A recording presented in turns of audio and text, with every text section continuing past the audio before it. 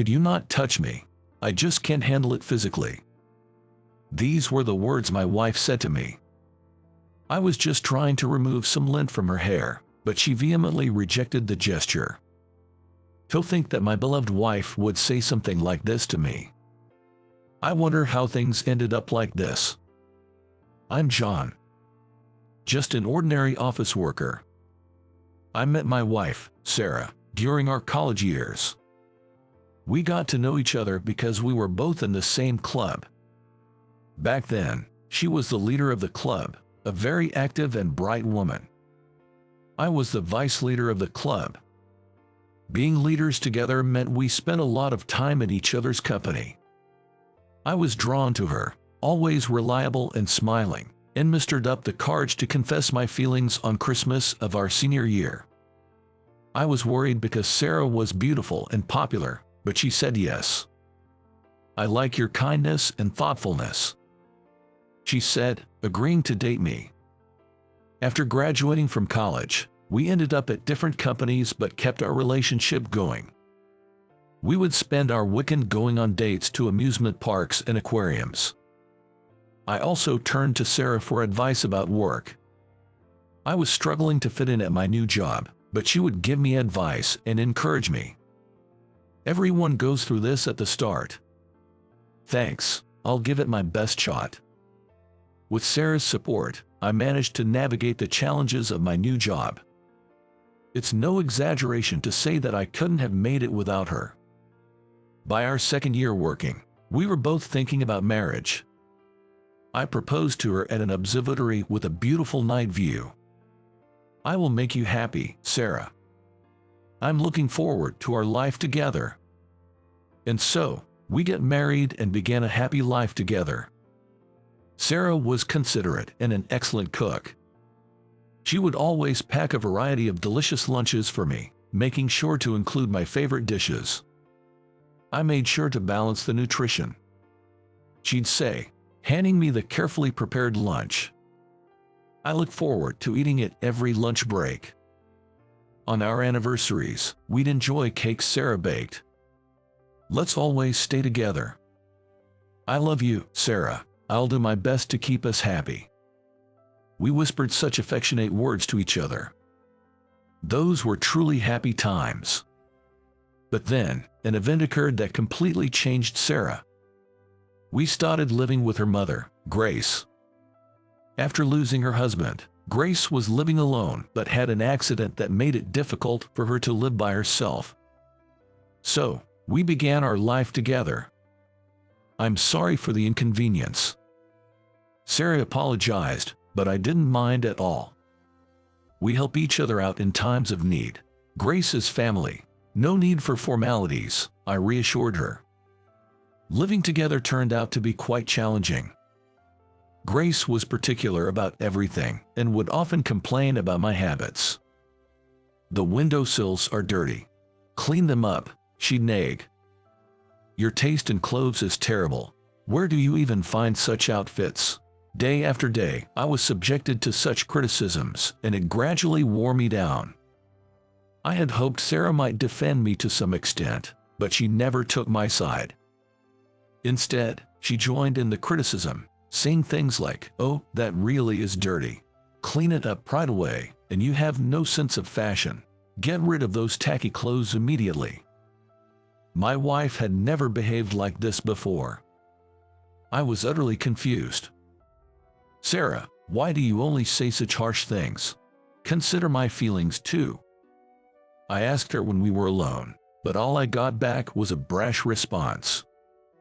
"What are you talking about? What's wrong with pointing out flaws? If you were more careful, you wouldn't be criticized like this."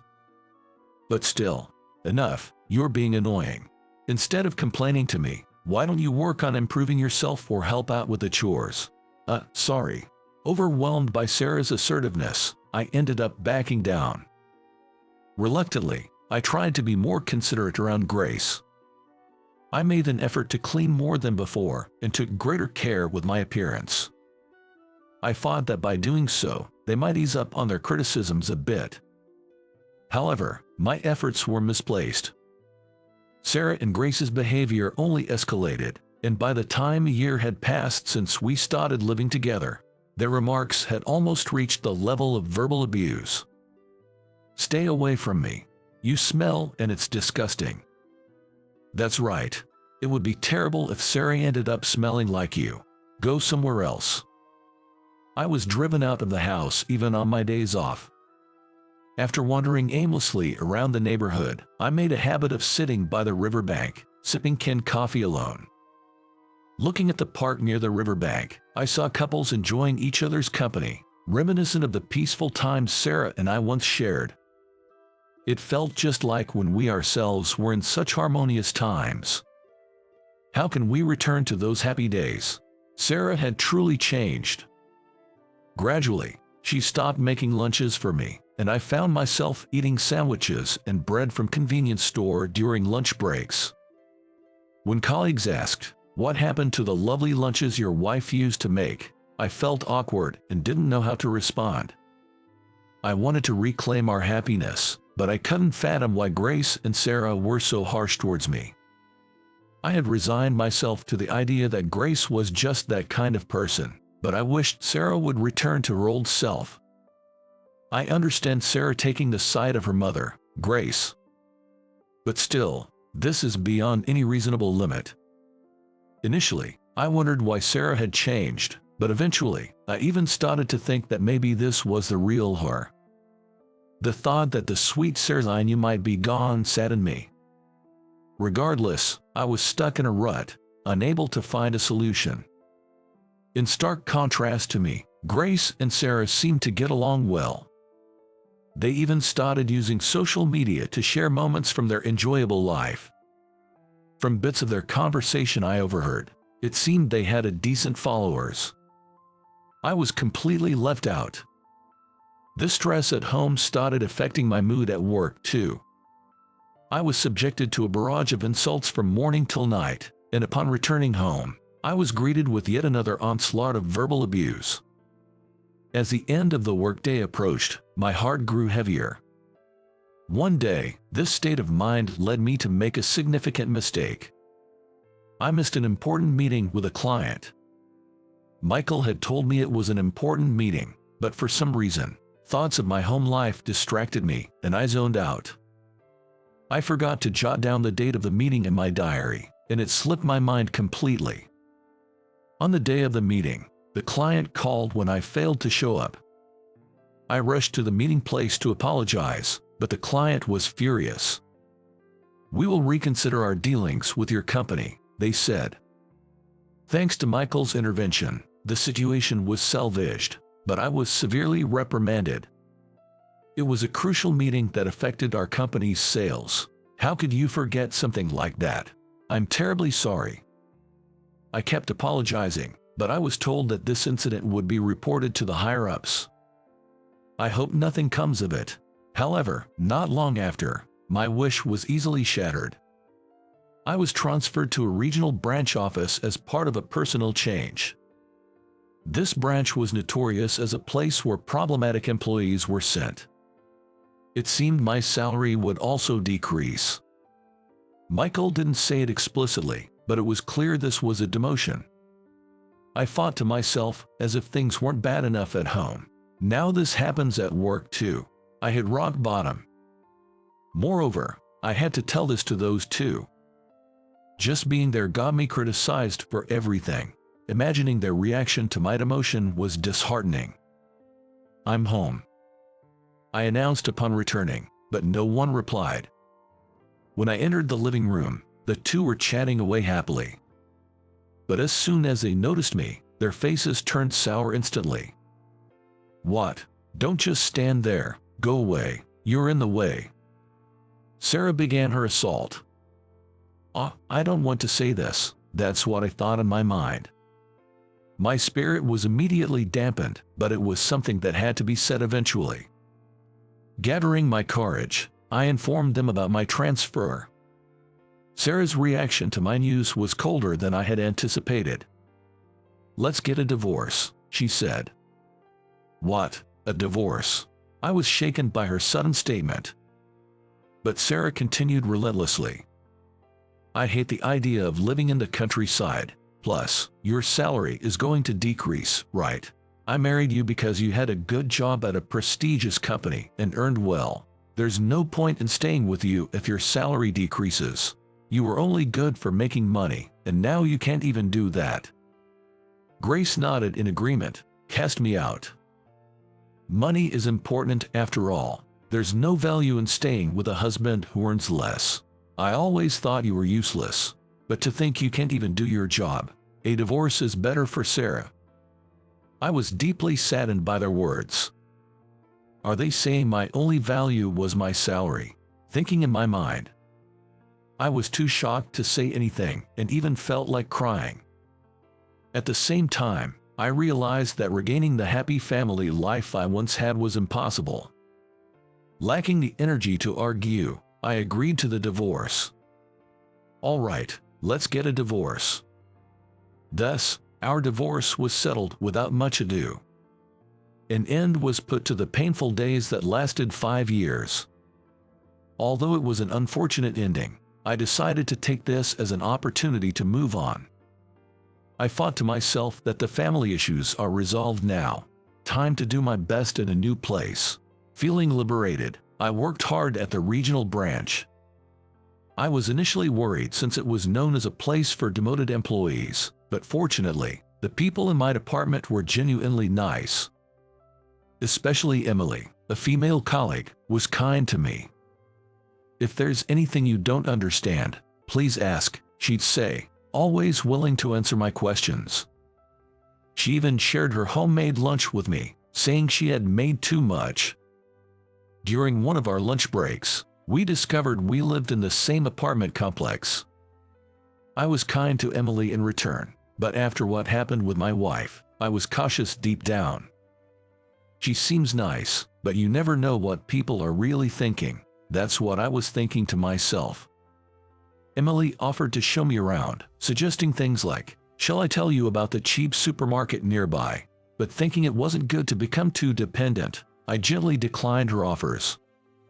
Then one day, I was scheduled to visit a client with Emily. The business deal concluded successfully, and I was on my way back to the office, feeling relieved. When the light turned green, I began to cross the crosswalk. "Watch out!" Emily's shout caught me off guard, and just then, a car that ran a red light was heading straight for us. Frozen in shock, I couldn't move. "I'm going to be hit." At that moment, Emily suddenly leaped towards me, pushing me out of the way. I narrowly avoided the car, but Emily was hit in my stead. She was sent flying and landed motionless on the ground. I immediately called for an ambulance, and Emily was rushed to the hospital. Fortunately, she regained consciousness quickly. She had to be hospitalized for a while due to bruises all over her body, but thankfully, her life was not in danger. When I visited her in the hospital, I thanked her for saving me. "Thank you for saving me, but I'm so sorry you ended up like this instead." "Oh no, don't worry about it. I did it on my own, so you don't need to apologize. They said there won't be any lasting effects, so it's all good." Emily replied with a smile. This incident made me gradually open up to her. She had risked her life to save me, so her kindness towards me must be genuine. During my visits, we started to share more personal stories. I told her about the terrible treatment from my ex-wife and mother-in-law, and how I ended up at the regional office due to a mistake at work. Upon hearing my story, Emily began to cry. "What's wrong?" I was taken aback, not expecting my story to make her cry. "Actually, I'm also divorced. My ex-husband used to abuse me physically, and it just brought back those memories." Really, I was surprised to hear this. I heard that Emily's husband was kind at the beginning of their marriage. However, after he was laid off, he began to drown his sorrows in alcohol and started physically abusing Emily. Although she managed to get a divorce, she still had scars from the abuse. Like me, the stress from her home life affected her work, leading to her transfer to the regional office. While I hadn't experienced physical violence, I understood the pain of a broken home. That must have been very hard for you. Yes, it was hard, especially when others couldn't understand, which made it even more painful. But meeting you has been a blessing. Meeting someone who shared a similar fate made me feel lighter. During her hospital stay, I visited her regularly, and we talked about various things. The day before her discharge, Emily confessed, "I like you, John. Would you go out with me?" By then, I had completely opened up to her. "Sure, I'd be happy to." I responded eagerly, and we became a couple. Dating Emily, we enjoyed meals at local restaurants and visited hidden gems, building happy memories together. I thought living alone was comfortable, but having someone by my side is truly happier. The joy in my life returned, and I felt more motivated. It had been almost 3 years since my divorce. One day, I received a call from a former colleague at my previous branch.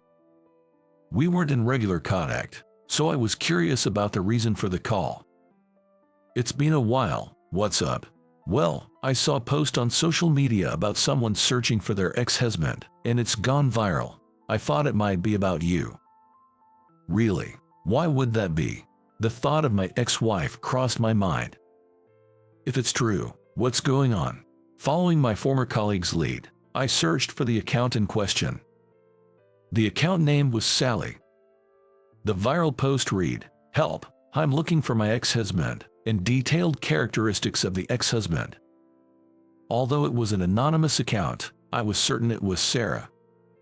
The description matched me perfectly, and the way of speaking was just like Sarah's. Moreover, among the past posts, there were photos that I had been made to take. But why is she looking for me now? Wondering in my mind. The post mentioned, "I have something I must tell my ex-husband." I wonder if she's reflecting on her actions and wants to convey that. I created an anonymous account and replied to Sarah's post. "Hello, I apologize for the sudden intrusion. I believe I know someone who might be your ex-husband." Within minutes, my comment received a reply. "Is that true? Please tell me more about him. May I ask why you're looking for your ex-husband?" As I wrote in the post, "There's something I must tell him." "What exactly do you want to tell him?" At this point, Sarah's tone changed drastically. "That's none of your business. Just hurry up and tell me." As soon as things didn't go her way, she reverted to this attitude. It seemed her personality hadn't changed after all. The thought of her feeling remorse seemed far-fetched now. Then what does she want to tell me? I could have ended the conversation there, but I decided to continue, driven by curiosity. "Without more details, I cannot disclose any information. It's personal information, after all." There was a pause of about 10 minutes. Just as I thought she might not reply, a lengthy response came. "Fine, I'll tell you. I married him for the money, but divorced him when his salary decreased due to a transfer. Men are disposable. If one goes bad, you just replace him. I thought I could easily remarry because I'm beautiful, but no decent men appeared. It's tough supporting my mother alone. Looking back, he did earn a decent salary despite the decrease. So, I thought maybe remarrying him wouldn't be so bad, and that's why I'm looking." What kind of reason is that? Thinking in my mind. I was beyond angry. I was dumbfounded. I thought to myself, what does she think I am? I have no interest in being used so conveniently. Is that all? Then hurry up with the information. Despite her eagerness for information, I coldly rejected her. With such a trivial reason, "I cannot give you the information. If you were serious about finding your husband, you wouldn't resort to social media but consult detectives or the police." I thought it'd help out of kindness, but it was a waste of time. Goodbye. After sending that message, I turned off my cell phone. I felt a sense of relief finally standing up to my ex-wife. Talking to myself that divorcing Sarah was the right decision. Being with such a terrible person would only bring more stress. This incident reminded me that people don't change easily. Getting involved any further would only drag me into unhappiness. Besides, I now have Emily, my new partner. She truly loves me from the bottom of her heart. Similarly, I have deep feelings for Emily as well. I've decided to forget about my ex-wife and cherish the love I have with Emily. That's the true happiness for me now.